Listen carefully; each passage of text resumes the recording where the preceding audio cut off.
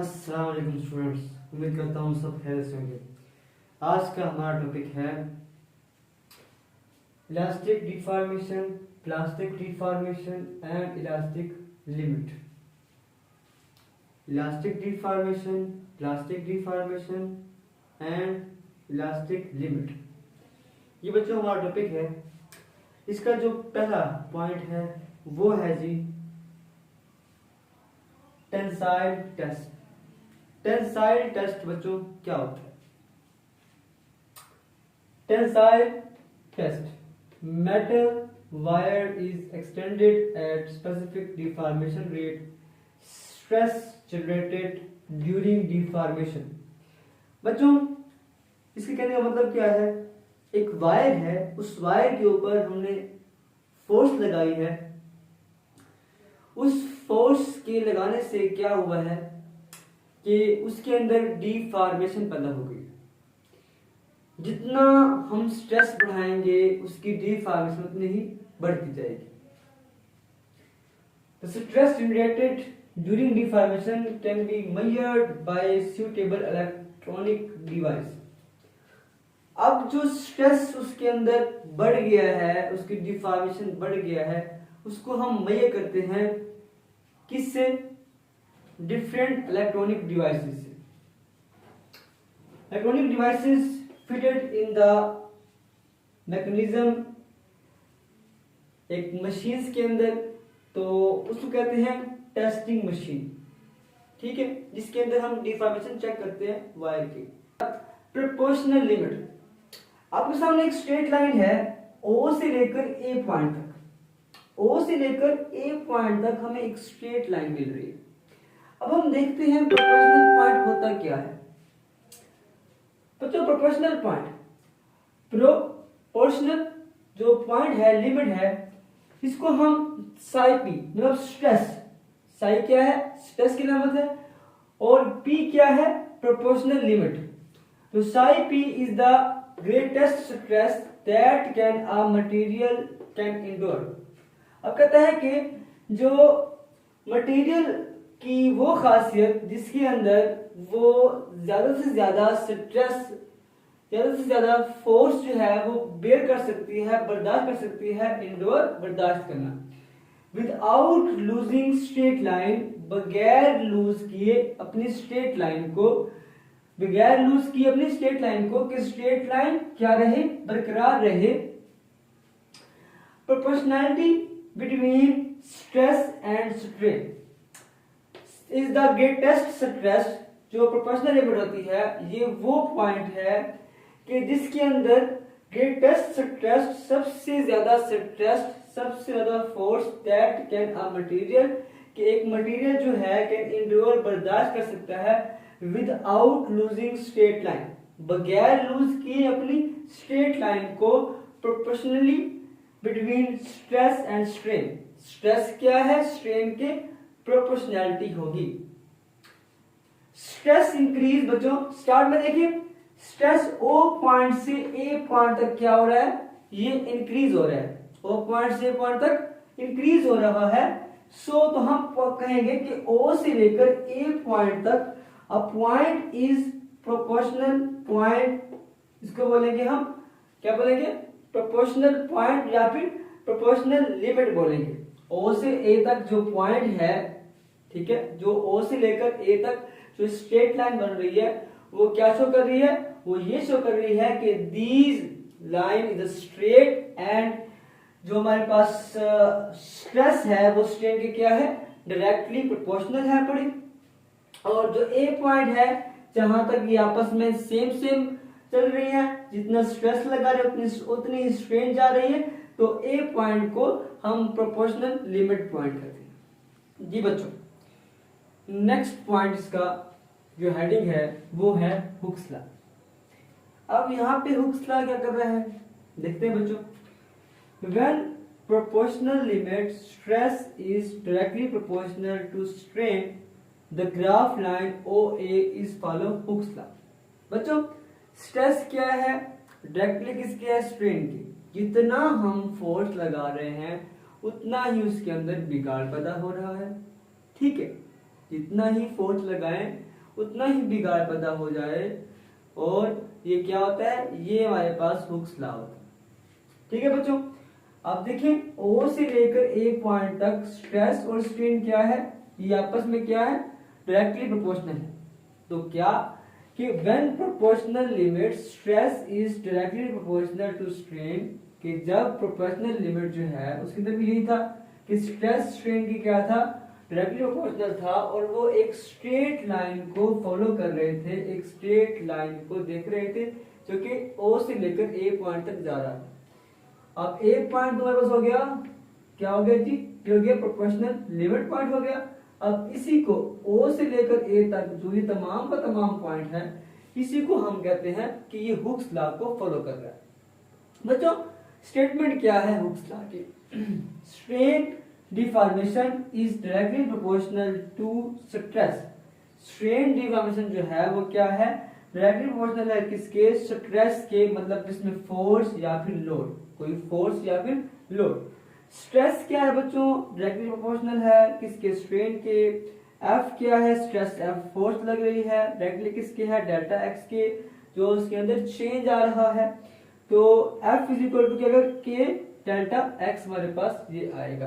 जब हम साइन लगाएंगे प्रोपोर्शनैलिटी का, तो यहाँ पे के क्या आएगा, ये कांस्टेंट आएगा, तो एफ इज इक्वल टू के डेल्टा एक्स जो होगा, ये हुक्स का लॉ। ठीक है बच्चों, नेक्स्ट पॉइंट हमारा है बड़ा इलास्टिक लिमिट और इलास्टिक डिफॉर्मेशन। बच्चों यहाँ पर जो हमने कर्व पढ़ी कि O से लेकर A पॉइंट तक क्या था, O से लेकर A पॉइंट तक हमारे पास ये वो पॉइंट था कि जहां पे स्ट्रेस और स्ट्रेन क्या था, आपस में डायरेक्टली प्रोपोर्शनल है। जितना स्ट्रेस बढ़ेगा उतना ही स्ट्रेन बढ़ेगा, और अपनी जो स्ट्रेट लाइन है उसको बरकरार रखेगा, और इस पॉइंट को हमने कहा था प्रोपोर्शनल पॉइंट। अच्छा, फिर जो नेक्स्ट पॉइंट था हमारे पास, वो था हमारे पास जी यहां तक। अब B पॉइंट हमारे पास क्या है पड़ा, वो हम पढ़ने वाले हैं कि deformation is produced in OA is temporary. बच्चों जो O से लेकर A पॉइंट तक जो इसके अंदर एक डिफॉर्मेशन आती है, इसके अंदर बिगाड़ पैदा होता है, वो कौन सा होता है, वो टेम्परेरी होता है। ठीक है, अच्छा जी, इस इलास्टिक पॉइंट और जो B पॉइंट है बच्चों, इसको हम इलास्टिक पॉइंट या फिर यील्ड पॉइंट कहते हैं, because when stress is remove. अब बच्चों यहाँ पर पॉइंट यहाँ पे आप बात करते हैं, तो जैसे ही जिसम O से लेकर B तक जाता है, और जब हम क्या करते हैं, जब हम स्ट्रेस को रिमूव करते हैं, जब हम फोर्स को रिमूव करते हैं, तो क्या होता है, तब बॉडी जो होती है वो return to its original length और शेप। तो क्या होता है कि वो जो ऑब्जेक्ट है वो अगर अपनी असल हालत में, असल लेंथ में, असल शेप में वापस आ जाता है, तो इस डिफॉर्मेशन को, इस टाइप ऑफ डिफॉर्मेशन को क्या कहते हैं, इसका elastic deformation. And the point B is elastic limit point, और ये जो B पॉइंट होता है इसको हम इलास्टिक लिमिट पॉइंट B कहते हैं।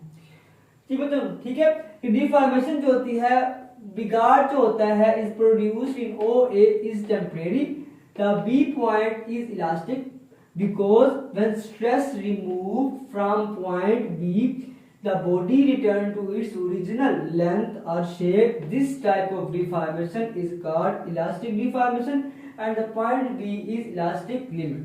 ठीक है बच्चों, कि जब हम स्ट्रेस को रिमूव करते हैं तो बॉडी क्या करती है, अपने ओरिजिनल हालत में, अपनी ओरिजिनल लेंथ में और शेप में वापस आ जाती है। तो इस डिफॉर्मेशन को, इस बिगाड़ को क्या कहेंगे, इलास्टिक डिफॉर्मेशन या इलास्टिक लिमिट कहेंगे।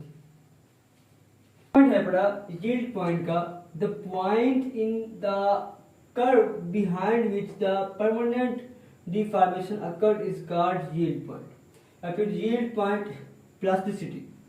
बच्चों अब इस B पॉइंट के बाद अगर हम C पॉइंट जाते हैं तो क्या होता है, B से अगर हम आगे जाते हैं तो क्या होता है कि इलास्टिसिटी, मतलब कि इसके अंदर जो डिफॉर्मेशन है वो परमानेंट, जो बिगाड़ है वो क्या हो जाएगा, वो परमानेंट हो जाएगा, उसको हम वापस तब्दील ओरिजिनल हालत में नहीं कर सकते। ठीक है बच्चों, तो हम इस B पॉइंट को क्या कहेंगे, ये हमारे पास यील्ड पॉइंट है पड़ा। इसके आगे हम जाएंगे तो क्या हो जाएगा, इसके आगे जाने के बाद इलास्टिक लिमिट नहीं रहेगी, इलास्टिक लिमिट नहीं रहेगी। अगर हम इसी पॉइंट पर रहेंगे तो हम क्या कह सकते हैं, if we at point B the body is in elastic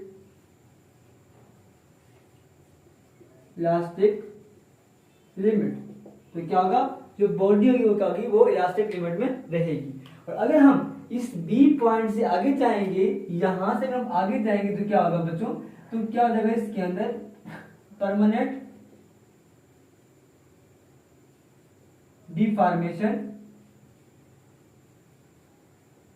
आ जाएगा। ठीक है बच्चों, तो ये है यील्ड पॉइंट के बाद। नेक्स्ट हमारा पॉइंट है पड़ा प्लास्टिसिटी। क्या होती है plasticity? When stress is increase behind elastic limit. जब बच्चों हम O से लेकर B तक, ठीक है, B से भी बिहाइंड, B क्या है, ये इलास्टिक लिमिट थी, इलास्टिक पॉइंट था। अगर हमारी जो स्ट्रेस है, जो फोर्स है, वो इंक्रीज हो जाए बिहाइंड द इलास्टिक लिमिट, इस इलास्टिक लिमिट से भी बिहाइंड हो जाए, तो when stress is removed and the body not return to its original length. जब हम स्ट्रेस को रिमूव करते हैं, जब हम फोर्स को हटाते हैं और जो बॉडी है वो अपनी ओरिजिनल लेंथ में और शेप में वापस नहीं आती, so this type of behaviour, तो इस टाइप का जो मटेरियल के अंदर बिहेवियर होगा वो क्या होगा, उसको हम कहेंगे प्लास्टिसिटी। Called plasticity.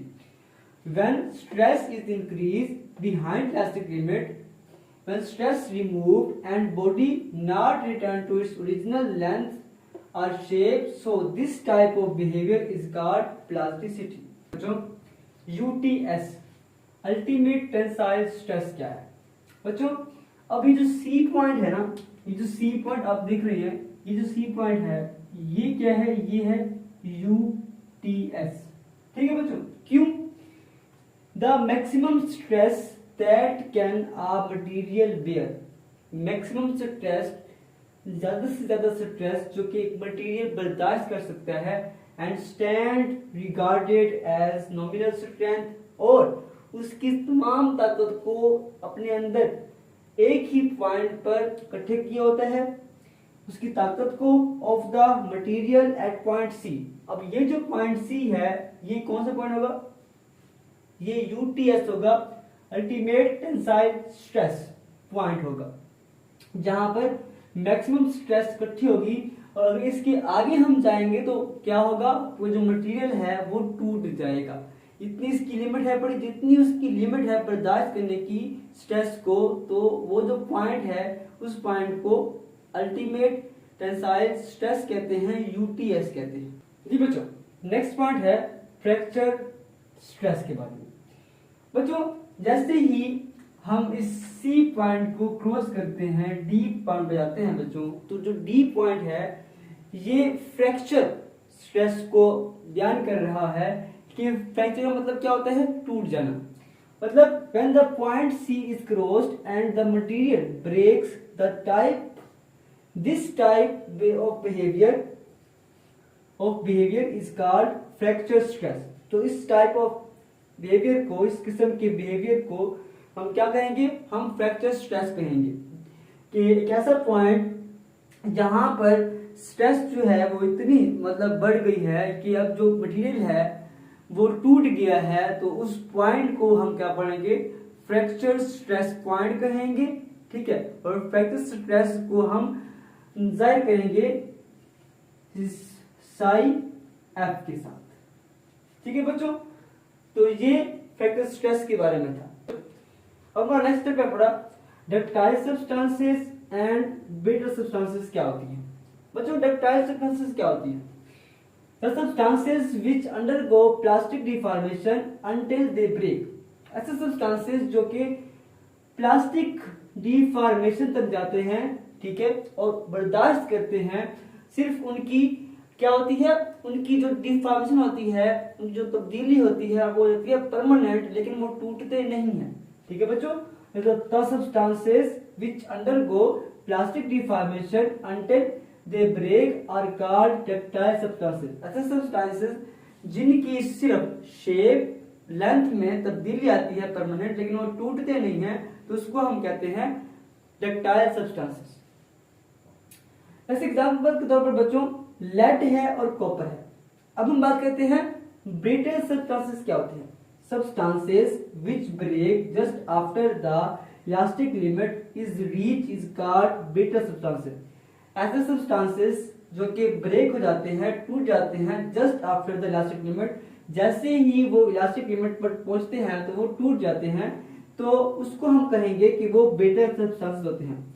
जैसे बेरिलियम है, बिस्मथ है, उसके बाद हाई कार्बन स्टील है। बच्चों ये है शॉर्ट क्वेश्चन, डक्टाइल सब्सटेंसेस और ब्रिटल सब्सटेंसेस में क्या फर्क है। ठीक है बच्चों, कि ऐसे सब्सटेंसेस जो कि प्लास्टिक डिफॉर्मेशन में जाने के बाद टूटते नहीं है बल्कि दे ब्रेक, अगर ये टूट भी जाते हैं तो उसको कहते हैं, तो उसको हम कहते हैं डक्टाइल सब्सटेंसेस, जिसमें लेड और कॉपर है। अगर हम बात करते हैं ब्रिटल सब्सटेंसेस की, तो वो सब्सटेंसेस हैं जो कि ब्रेक हो जाते हैं आफ्टर इलास्टिक लिमिट, जैसे ही इलास्टिक लिमिट पर पहुंचते हैं तो क्या हो जाता है, ब्रेक हो जाते हैं, टूट जाते हैं, तो इनको हम कहते हैं ब्रिटल सब्सटेंसेस। और इनकी मिसालें कौन सी हैं? बेरिलियम है, बिस्मथ है और हाई कार्बन स्टील है।